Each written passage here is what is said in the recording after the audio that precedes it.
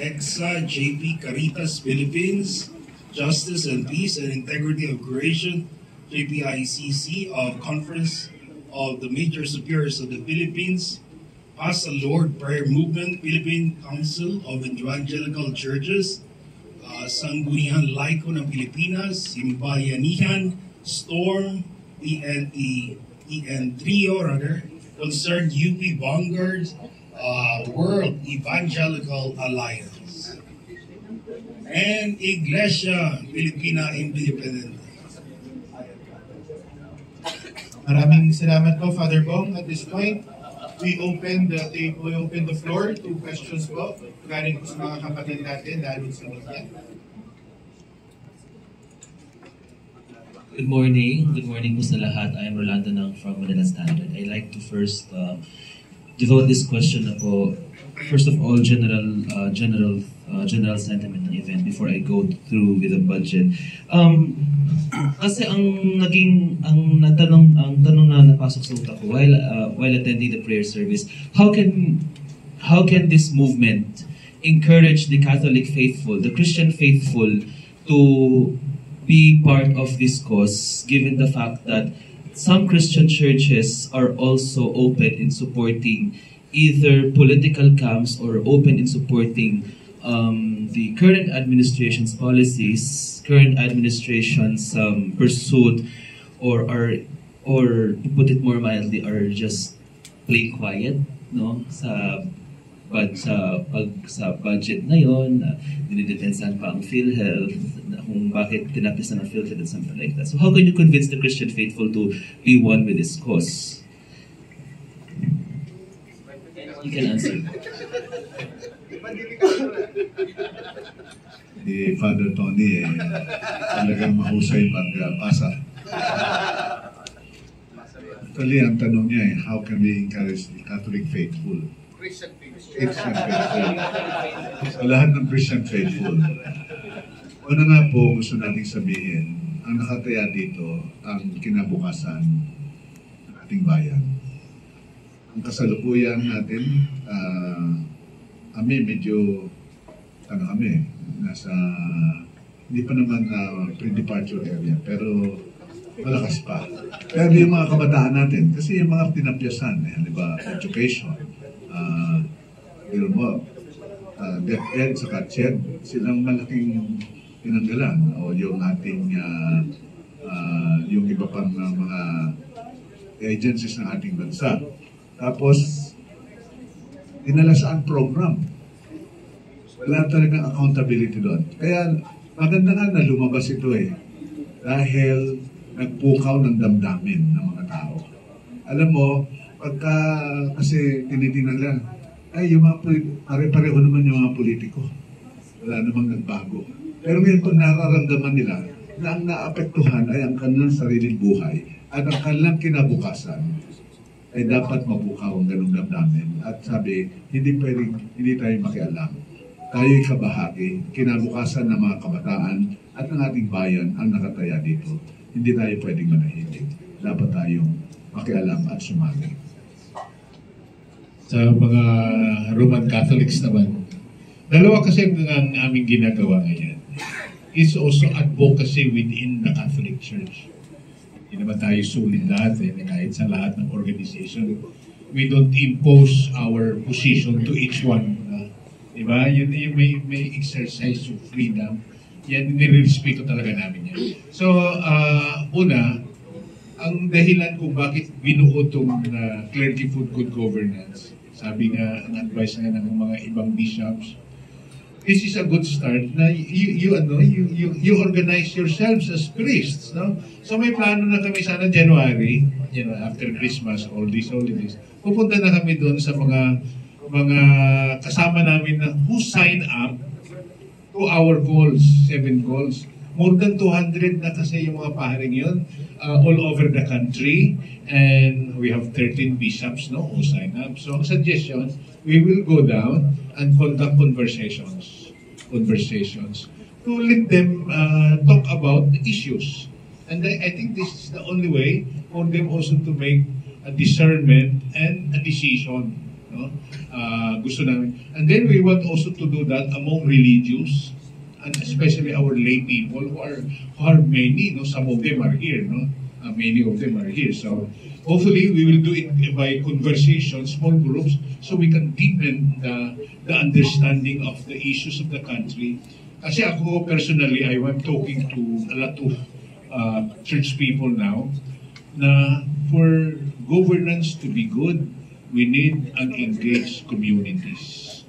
And we want principled politics and principled leadership and leaders to push for a real renewal or transformation in the country. Follow up po, pero hindi po ba kayo mag-issue ng pastoral letters to churches, to the Catholic churches? Or parang hindi niyo po ba encourage yung mga priests to para bang, okay, humili tayo ng ganito, ng ganyan, ng ganyan. Yun ang old style. Parang nakita namin hindi na masyadong epektibo. So, learning namin yan along the way naman. No? Tayo naman lahat ay natututo sa mga ginagawa natin. So ngayon nakikita namin more effective rather than write a pastoral letter, basahin sa lahat, wala naman yata nakikinig, no? Or walang gumagawa. Why not start from below? Pag-usapan, anong issue nyo dyan sa probinsyang yan? No? And then, ano pwedeng gawin natin bilang simbahan, di ba? Mga ganon. Ano mga concerns, sectoral concerns ng isang lugar, and then say, what can we do? So may participation yung mga tao sa baba.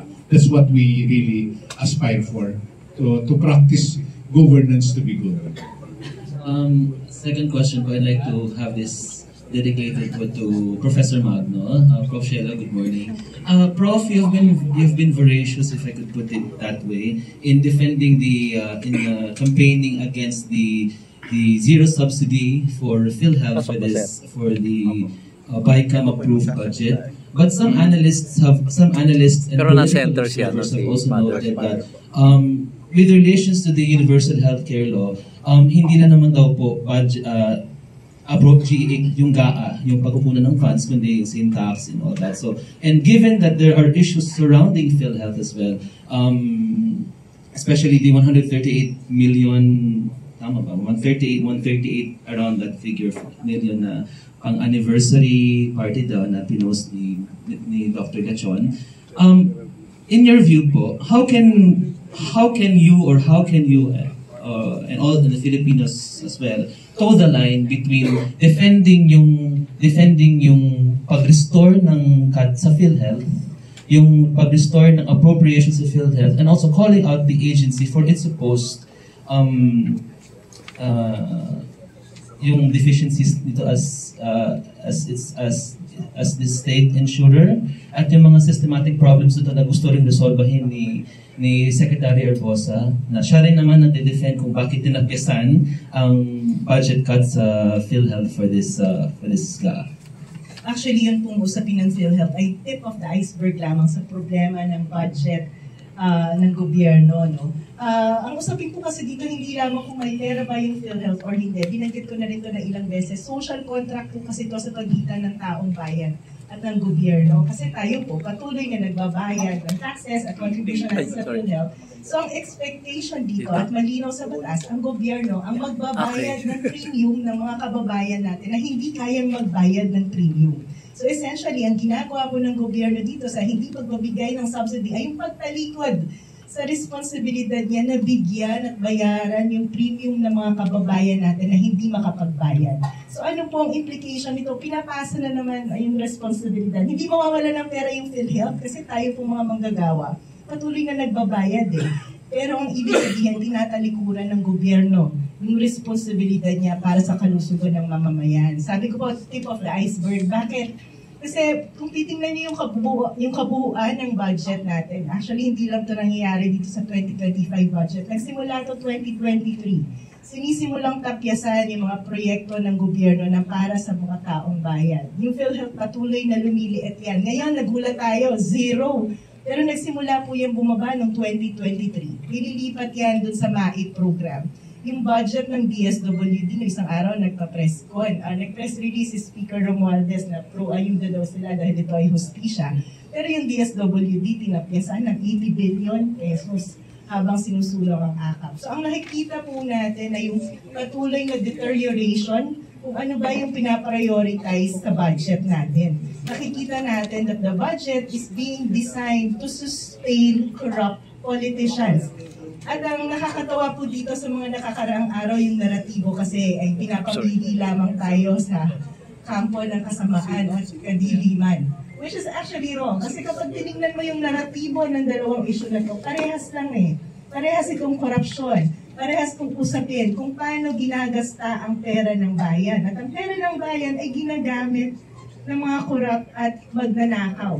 Alam niyo po, nakakalungkot kasi yung kadalasang comparison sinasabi nila, 125 million lang naman yung sa kabila. Dito sa budget, billion-billion. Ilang Pilipino na po ba ang nakahawak ng at least 1 million pesos? Ang dami nung zero na pinag-uusapan natin, 6, 9 zeros. Pero kung titingnan po natin, ilang milyong Pilipino ang natapyasan ng sweldo para suportahan itong mga milyong-milyon, bilyong-bilyong piso na ninanakaw ng ating mga politiko. So ang tingin ko po yun ang naratibo ngayon, hindi ito choice sa pagitan ng mga kadiliman at kasamaan. Ang third choice po natin ay hindi pagtanggol yung karapatan natin bilang mamamayan, bilang taxpayers na patuloy na tinatapyasan yung sahod natin ng gobyerno, pero yung mga programa naman na isinusulong ay hindi para sa taong bayan, kundi para sa interes ng mga politiko natin. So, katulad po ng binanggit ng mga kasama natin dito, maraming pagkilos yung maaaring natin gawin, pero hindi mai-impeach si VP Sara kung hindi kikilos ang mga politiko na naaayon sa accountability, hindi mapapalitan si Speaker Romualdez bilang Speaker of the House if we continue to elect corrupt politicians. So, ang isang pamamaraan pa po niyan ay pagdating ng eleksyon, iboto po natin yung mga alternatibo dahil may choice naman po tayo. Hindi lamang yung laging nananalo dahil may pera, hindi lamang lagi yung mga corrupt. Last question. Last question for Father Labiao, Professor Magno, or any other co-conveners. Kung sakaling yung budget po na ito ay status ko pa rin, although may sinabi doon ng Malacanang na nire-review daw nila ang budget, although should the budget go status quo na para bang konti ng binawasan sa DPWH, tapos konti lang dinagdagan and something like that, or walang binago at all, so to speak. Would you, what are your plans on challenging this to the Supreme Court? Would you file a TRO or would you file a case? Kung sakaling yan man pong magiging case ng budget natin. Sa grupo po natin, ang panawagan natin ay hindi maaaring line veto lamang ang gawin ng Presidente. Kasi kung line veto, hindi naman niya pwedeng dagdagan ng budget yung PhilHealth. So nawala na sa PhilHealth. Zero kasi walang line item, so you cannot add. Ang kailangan gawin ng Presidente ay ibalik ito sa Kongreso, i-veto ang buong budget at makipagtrabaho sa Kongreso na siguraduhin ang napaprioritize sa interes ng taong bayan. Kung hindi yan mangyari, mapipilitan po talaga tayo mag-file sa Supreme Court ng kaso dahil maraming unconstitutional provisions itong sinusulong na budget ng gobyerno. Siguro yung part na clearly forgot rin ng mga partners natin. After this event, mag-uusap kami. Kasi patuloy naman ang conversations ng mga leaders. So whatever happens to the budget, we will see. No? Depende yan sa discernment ng grupo. Pero ang naisip ko kapag walang positive action dito, Ma'am Cielo, di ba? Masaya ito. Gusto ko rin idagdag, kasi hindi lang naman ang panawagan naman namin, hindi lamang ibalik yung mga tinapyas. Kundi, mas priority yung issue ng accountability and transparency. So panawagan natin sa ating taong bayan ay yung mga naahalang natin simula sa local government hanggang sa national senador, ay tingnan natin, paano ba yung administration and implementation ng budget? Yun ang nailagay ito sa program. Ibig sabihin, walang accountability doon, walang transparency doon. Kaya hindi lang yung sasabihin natin ibalik yung nakapyas. Ang mas mahalaga ay bantayan at magkaroon ng accountability and transparency.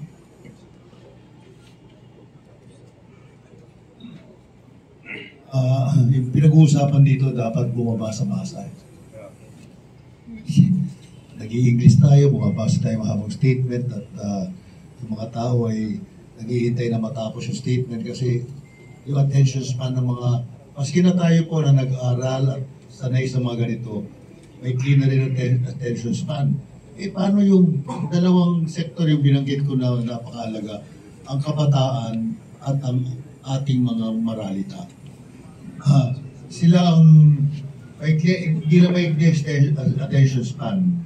Kondisyon na sila na kapag sinigaw, ayan na, si Congressman may ayuda, takbo sila lahat doon. Tayo po ano yung sisigaw natin pag narinig nila, tatapusan sila mapunta sa atin. Kaya ako natutuwa dahil si Cielo,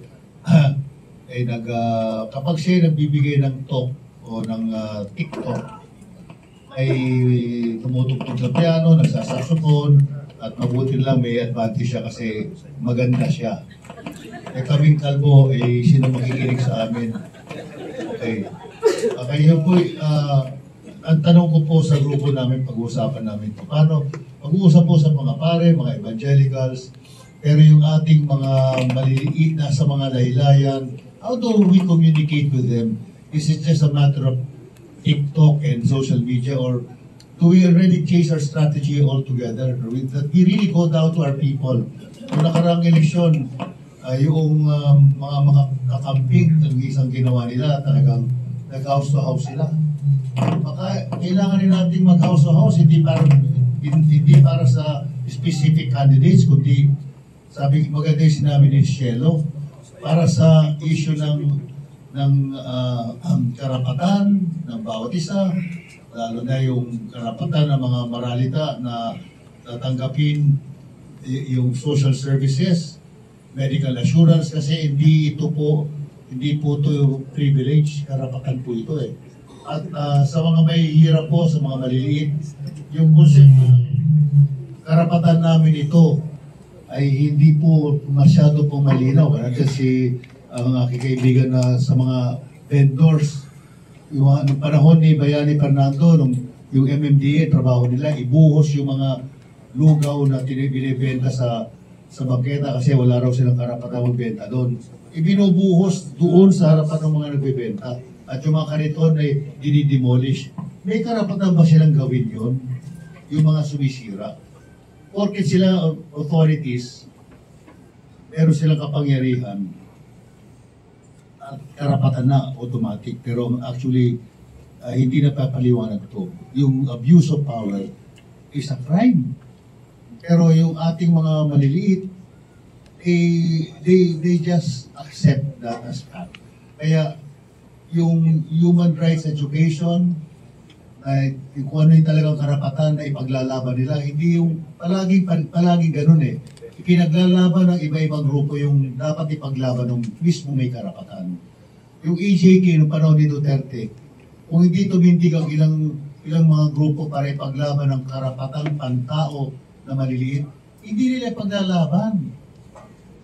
Yung problema, kaya tanong ko po buti na dito sila Luke.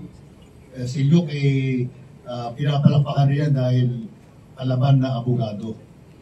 Pero dahil sila yung member ng isang grupo ng mga manggagawa rin, ibinababa nila sa mga manggagawa. Pero ang problema, ilang manggagawa na abot doon. Ang simbahan po, mga churches po, ay lahat may parokya, may mga communities. Educate all the communities now. Don't just tell them to pray when you have a problem. Kaya, dito nga, nagbibiro kami ni Cielo, na Cielo, binuuna namin itong Clergy for Good Governance. Maraming mga paring gwapo, matatalino, marunong mag-TikTok na ipapartner namin sa iyo. Kasi kami mga matatanda na makalbo, hindi kami nagti-TikTok. Kalbo naman talaga tayo, ba't ka nag-react? People, very few listen to us. The influencers are followed. Ilan ang influencers sa Simbahang Katoliko? Talk to them. Ilan influencers sa mga evangelical churches? Talk to them. Let's organize a conference of influencers. Talk about communication strategies. Talk about how evangelicals and priests can go down to the communities and not para bang ano ba tawag doon, proselytize. Katoliko ko, huwag ka sumama dyan sa mga evangelicals. Evangelicals tayo, huwag ka sasama sa Katoliko. I think what we are trying to create now is a movement beyond politics, beyond color, beyond religion, but a movement of Filipinos who love the Philippines, our country, and would know how to communicate that in concrete and how to be effective in communicating. Baka one session is Cielo Magno will teach us how to become better communicators, and so that he can also teach us how to develop strategies so that we become influencers as well. And those who are influencers already get together and help and create a network of influencers for the good. You know? So, yun po pag-uusapan natin. I don't want to say kami lang. Kayo nandyan lahat. Somebody who is good at organizing. Let's synergize all this goodwill, all our capacities, all of our communities, all of our networks for the good of our country. Thank you po.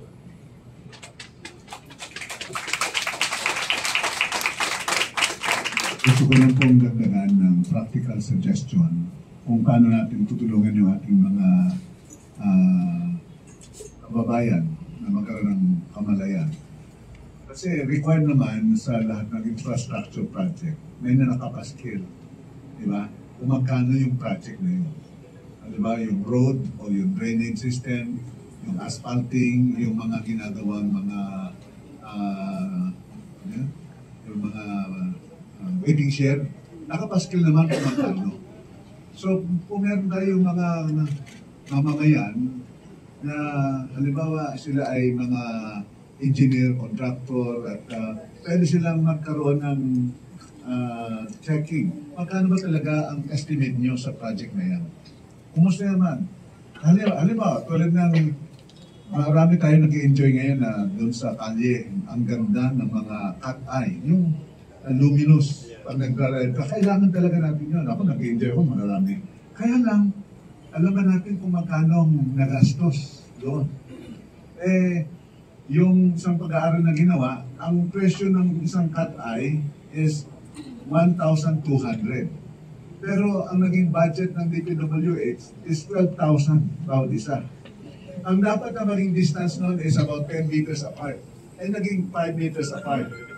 Tapos dapat lang siguro gitna lang o kaya tabi lang, lahat ng lane merong cat eye. Ibig sabihin, maganda yung project, pero at what cost? So, pwede tayong mag-check. Magtanong doon sa ating mga kakilalang may alam ng costing ng project. At ito ay kasama doon sa pagtatanong. Yung bang nakapaskil doon sa project cost ay tama doon sa ginagawang project. So, yun ang mga some practical suggestion na pwede natin gawin. No, lahat tayo magpantay. Lahat tayo ay may mata. Tayo mag-imbestiga at makatulong sa ganitong kamalayan. Halimbawa, nagbibigay ng ayuda. Magkano yung ayudang ibinigay? Di ba? Magkano naging budget sa pagbibigay ng ayudang ito? At saka bakit si congressman na magbibigay ng ayuda? Para bang galing sa kanya yung ayuda? Meron tayo ng mga agency ng government na dapat magpatakbo nito. So kasama yan sa tinatawag natin pamamaraan para malaman kung meron talagang check and balance at tayong mga mamamayan ay kasama sa pagkakaroon ng ganitong pagsusuri kung paano ginagastos yung mga perang ginagamit sa mga infrastructure projects o dun sa mga ayuda na ibinibigay. Actually, isang konkretong challenge po kasi nagbanggit si Speaker Romualdez na meron naman daw talagang mga konkretong taong tumatanggap ng AKAP. So, ang challenge kay Speaker Romualdez, pakilabas po yung listahan ng mga taong ito, pati yung amount na tinanggap nila. Wala pong privacy issue dito dahil pera ng bayan to. So since sabi nyo, may binigyan kayong konkretong tao, please release the list of people na binigyan nyo ng AKAP. Alam niyo po yung AKAP, hindi lang to sa 2025 budget. May mahigit 30 billion budget ang AKAP for 2024. So Speaker Romualdez, kung sinasabi mo yan, please release the list of individuals na binigyan nyo ng AKAP fund, pati yung amount of money na ibinigay nyo sa mga taong to para magkaalaman na tayo.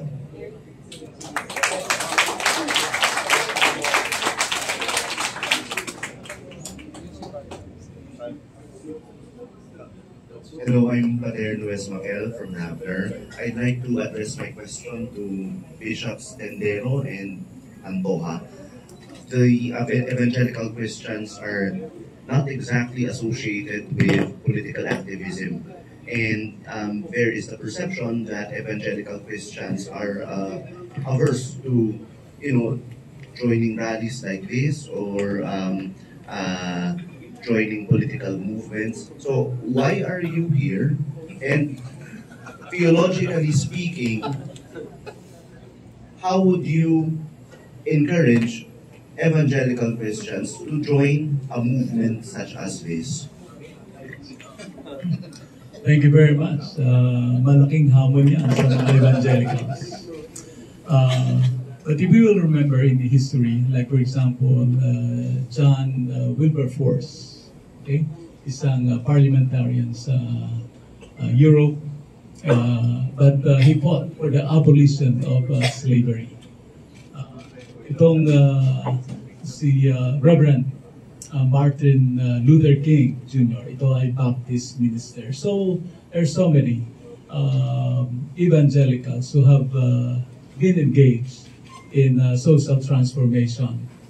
But of course, you are right also, isa sa pangunahin na itinuturo sa mga simbahan ay yung discipleship at of course, yung evangelism and church planting. And inaamin natin, kami ni Bishop Tony, magkasama kami sa nung Father, prophetic yata yun. Siya ay nasa Caritas, ako naman ay nasa Philippine Relief and Development Services. And then we're also together sa Philippine Interfaith Movement Against Human Trafficking. Maybe late ng konti. Pero kami ay nagmamalasakit din. Ang sabi ng Panginoon sa kanyang panalangin, Thy kingdom come, Thy will be done on earth as it is in heaven. Sa ating paniniwala, kung ang paghahari ng Diyos ay nagaganap dito sa lupa, then may kapayapaan, may katarungan, at may pagkain ang lahat ng mahihirap, at may trabaho ang lahat ng nangangailangan ng trabaho. Kaya kami nandito sapagkat ito ay mga konkretong issue na hindi lang apektado ang mga Katoliko, ang mga Muslim, lahat tayong mga Pilipino.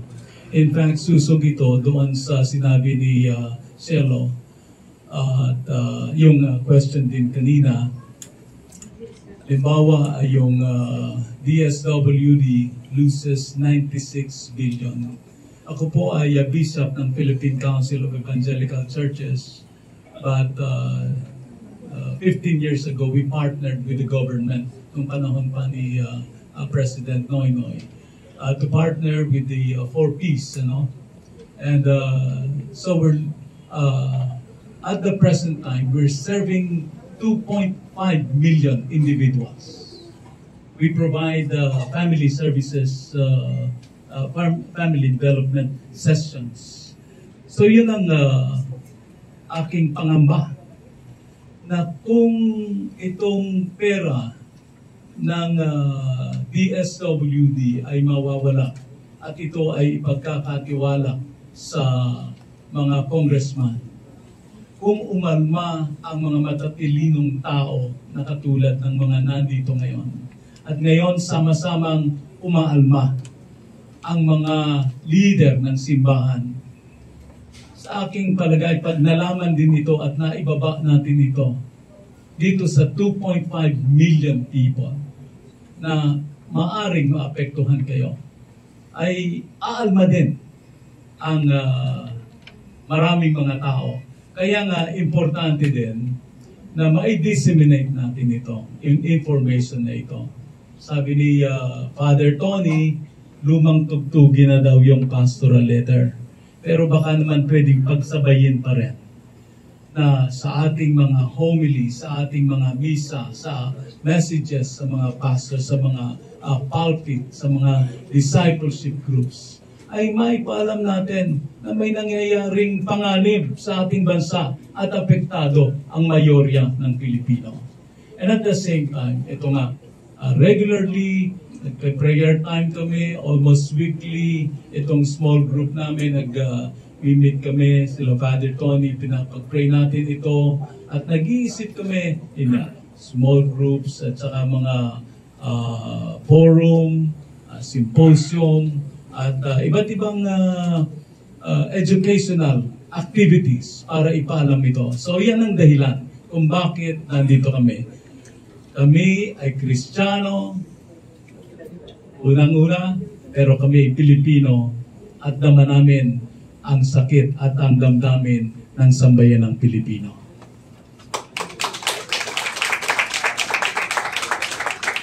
Gusto ko rin dagdagan yung sinabi ni Bishop Noel. Kasi ang tanong mo, ang mga evangelicals ay parang hindi nakikialam sa politika. Gusto ko lang i-correct yung ganong perception dahil kami mga evangelical are very much engaged in politics. But there are different ways of engagement in politics. There are partisan, ibig sabihin ng kampanya. There are non-partisan that focus on issues. Halimbawa ako, I'm very much engaged and I am not partisan because I chose to educate people more on how to vote and how to vote properly. That's why for the longest time I'm part of the National Council of NAMFREL because NAMFREL is helping safeguard the sanctity as well as the integrity of the electoral process. Ngayon, gusto ko rin sabihin na yung engagement namin, hindi naman namin para bang binobroadcast lahat. Maraming talagang individually as well as privately very much engaged. Yung prophetic role ng mga evangelicals, there are two kinds of prophets. There are people who are like Elijah who will go out on the streets and challenge people in power. But there are also people like Nathan who can come privately into the bedroom of politicians or new rulers and kings and confront them privately.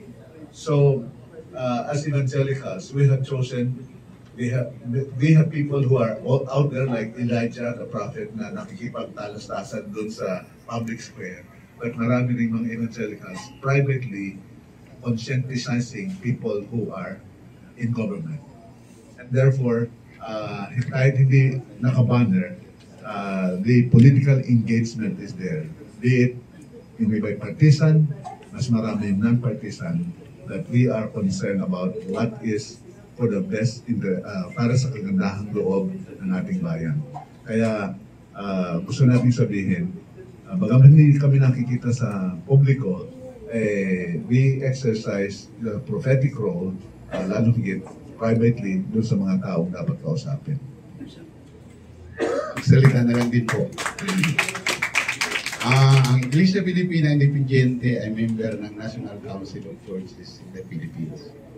10 po ang members ng National Council of Churches in the Philippines, ngunit hindi sila nakasama dito. Pero amin din hikayatin sila na sumali dito. Itong ngayon, inspirasyon na to sa mga mamayan. Pag nakita ito sa publiko, nagkasama-samang mga Protestant churches, Evangelical at Roman Catholic at Independent Catholic katulad namin, malaking bagay na yun. Sino bang umaasa pa sa mga politicians? Wala na nga silang pag-asa sa mga politicians. Kaya nga, nagpapabayad na lang sila sa panahon ng eleksyon. Kasi wala nang magagawa kung hindi, kurakot lang naman ang maririnig mo sa kanila pagkatapos ng eleksyon. Pero may pag-asa pa sa simbahan. At ito kung nakikita to ng publiko, Sun Conference, nandito kami. Sa sunod na conference, lahat ng leaders ng mga churches ang nandito. Sino pa ang hindi mayayanig? Thank you. Just a quick follow-up question for anyone here. How would you connect your message to the gospel message of Christmas?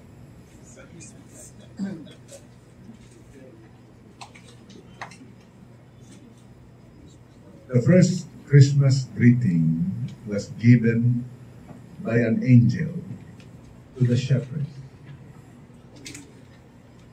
Alam mo yung mga shepherds, nakita natin na sila yung mga nasa laylayan sa lipunan ng mga Hudyo ng panahon yun. In fact, ang mga shepherds are considered to be such a lowly status na hindi sila kinikilalang credible witnesses in the courts of law. Dahil ang alam nila, yung mga pasto ng tupa, walang hindi magandang credibility nila. Sila tagapag-alaga lang ng hayop. And so, makikita natin that even in the message of Christmas, the good news of that Christ was born was first delivered doon sa laylayan sa mga taong tagapag-alaga ng hayop. Therefore, nakita natin na yung shepherds na ito, sila rin yung unang naging evangelist. Sila yung unang naging tagapagpahayag that the Messiah, the King, is born. At nung nagtataka nga yung mga tao, sino ito mga ito? Bakit silang nagbibigay ng mensahe tungkol sa kapanganakan ni Jesus? Pero yung mga insignificant, mga outcast na people, ang unang ginamit para magpahayag. So ito rin ang ating panawagan. Kaya tayo sumasali dito Sapagat ang naapektuhan na ay ang bituka ng ating mga kababayan, ang kinabukasan ng ating mga kabataan. Dapat tayo makibahagi at makialam. Pwede ba akong magsusog doon sa aking bishop? Merong shepherds. Meron din naman fully submit like Joseph and Mother Mary, the Virgin Mary, submitted to the will of God. And they were willing to be instruments so that the Messiah would be born. The Messiah was promised even after the fall of man. He was promised to be born from the time of Abraham, David, and finally the birth of Jesus Christ 2,000 years ago. And that's what we celebrate today. There's the shepherds, there's Mary and Joseph, but there's Herod. Sino ba si Herodes? Siya ngayon ang hari doon sa Israel. Israel was colonized, no? Iyan ang pinaka-term natin ngayon, by Rome. So, nang sabi ng babalitaan ni Herod na may ipapanganak, tinatawag niya yung mga wise men. At sabi niya, hanapin ninyo. At pag nahanap ninyo, sasambahin ko siya. Nagsinungaling si Herod. Ngayon, marami ring nagsisinungaling. Maraming fake news na nangangako na sasamba, pero merong palang greed at merong kasamaan sa puso. At nung mabalitaan niya na may ipapanganak na king, ano ang utos niya? Lahat ng mga Jewish boys patayin. Hanggang ngayon ay maraming Herodes. Pero salamat na lamang at ipinanganak ang Mesiyas na handang magpatawad kay Herodes, magpala sa lahat ng tao at iangat ang mga shepherds na nasa laylayan ng lipunan. Nagmahal ang Diyos sapagkat gayon na lamang ang pagsinta ng Diyos. Kaya ibinigay niya ang kanyang bugtong na anak upang ang sinumang sumampalataya ay hindi mapahamak, kundi magkaroon ng buhay na walang hanggan.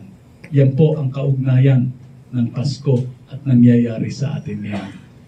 Maging Mary, Joseph, Shepherd, at ang mga Herodes, wala nang buwang sana sa ating Kapaskuhan ngayon. Salamat. Hindi ko ba magtanong, ha? Kasi... Saglit lang po. Sunod-sunod lang po. Good morning po, Jeremiah from Radio Veritas. Tanong ko lang po, paano po magagamit ng ating mga voters, especially yung mga kabataan na voters, yung mga itinuturo po ng movement na ito to properly discern, lalo na ngayong papalapit po yung midterm election?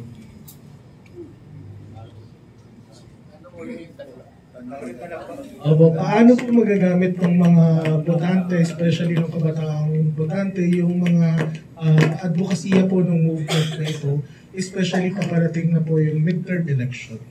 Mayroon kaming pinaplano na i-roll out ito sa starting January, yung sectoral conversations, by sector, usap-usap by sector, youth, vendors, women, and the rest. Tapos, palabas ano yung mga sectoral needs nila. Tapos, ang gagawin, sabihin namin, ito yung mga iba't ibang pangangailangan nyo sa mga sektor nyo. Sinong mga kandidato, local man o national, mag-i-espouse nitong mga needs ninyo. So sila yung magpipili, magdi-decide rather than sabihin namin, vote wisely. Eh, wala naman sa balota kasi si wisely. No? So, mayroon din. So, parang inisip namin yung new approach rather than sa pagsabihan namin yung mga tao, i-facilitate namin yung pag-uusap nila. So, we will start from that. Hopefully, yan ang aming topic sa pagbaba namin sa mga iba't ibang regions next year para tipunin yung mga pari na kasama sa movement.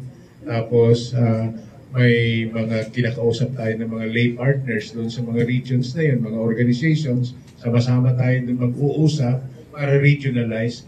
Madali natin ma-contextualize yung mga issues. No? Kasi minsan, ang mga maraming issues, minsan nandito sa center lang, di ba? Para Manila area. Nanunood na lang sila doon sa probinsya, no?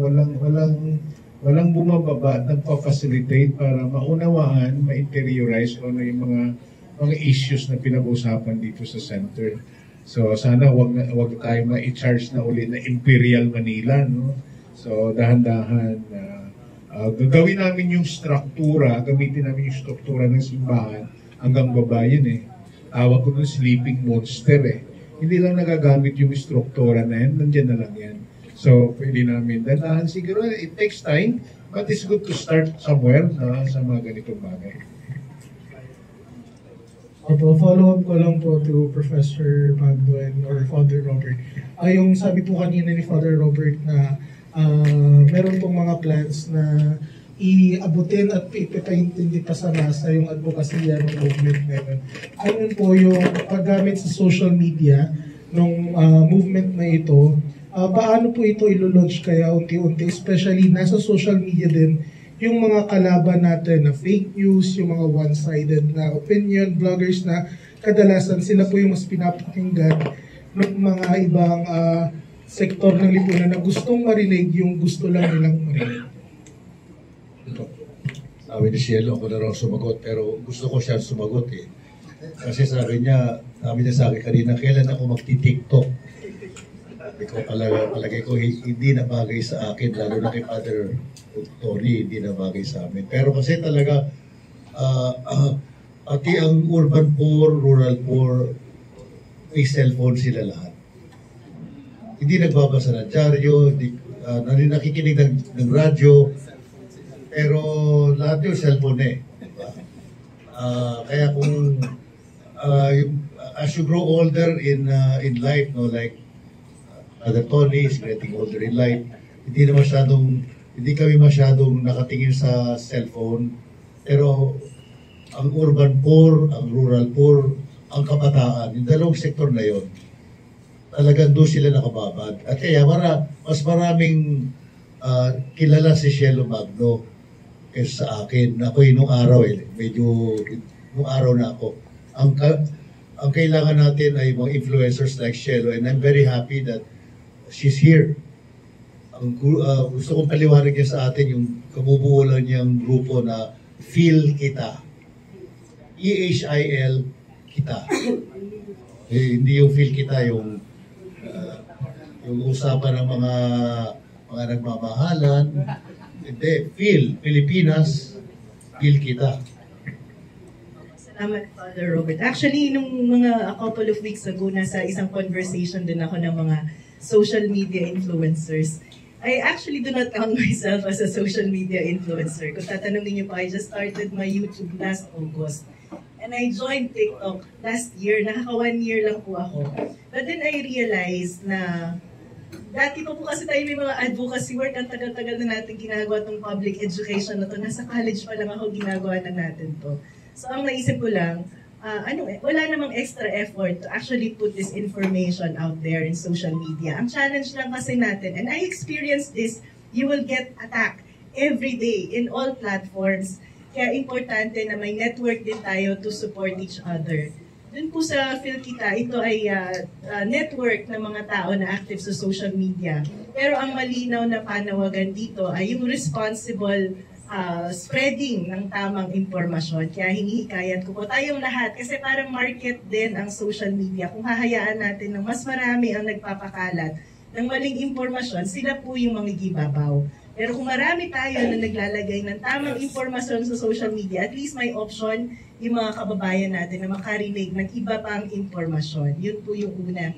Yung pangalawa din po na perspective ng Feel Kita ay inarate yung mga kwentong ito ng mas nararamdaman ng taong bayan. Kasi minsan, kasalanan ko rito ako, marami akong data, pero kailangan natin kuhanin yung perspektibo ng mga kababayan natin para mas maging relatable ang ganitong mga usapin. Yung pangatlo po, hindi po ito related sa Feel Kita, another group na i-encourage natin itong mga social media practitioners na mag-define ng certain level of ethics at magkaroon ng public disclosure. Kasi maraming social media influencers tumatanggap ng pera sa mga politiko at hindi yan alam ng mga kababayan natin. Yes. So magandang pag-usapan din among social media practitioners yung pagiging transparent at accountable. At kung tayo tumatanggap ng pera sa politiko, i-disclose natin yan para alam ng taong bayan na yung mga sinasabi natin ay dahil binayaran tayo ng isang politiko. So ito po siguro yung mga ilang practices na kailangan masulong din natin para sa responsible use of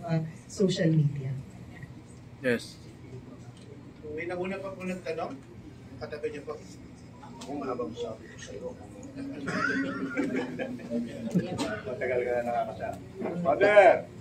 Magandang umaga po sa inyong lahat. Una-una po. Kasan ba? Sorry hindi ako techie. Magandang umaga po sa inyong lahat. Una-una, nagpapasalamat ako sa inyo sa ginagawa niyo ito. Wala kayong pagod, lalo na yung mga nakakalbol na dyan. Father, hi. Pwede ba kayo?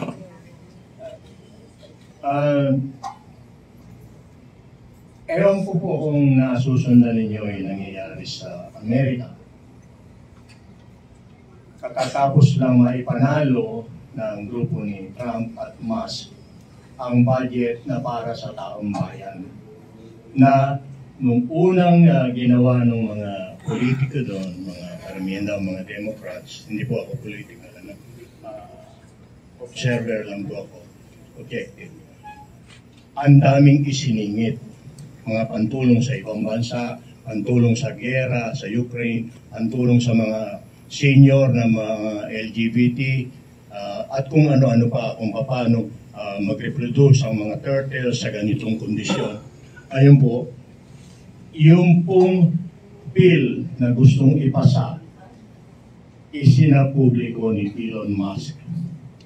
At yun po, yung mga tao na mulat na, dahil binigyan sila ng drama, 7 years, 2016 mula nung umupo si Trump, sinundan nila yung drama ng suspense na tinatawag na Q, conspiracy theory.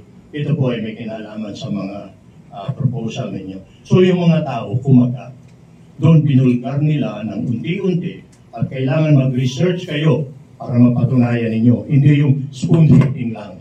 I-research niyo to. Sino ba talaga nagpakanak ng pagpatay kay John F. Kennedy Jr. John F. Kennedy Sr. Buhay pa ba si John F. Kennedy Jr.? May mga hints doon sa kanilang mga tinatawag na digital warriors or keyboard warriors. Nagbuo sila ng ganung grupo all over the US. At naglagay sila ng pinaka-main anong tawag doon na page. Ang tawag nila ay Q. Tapos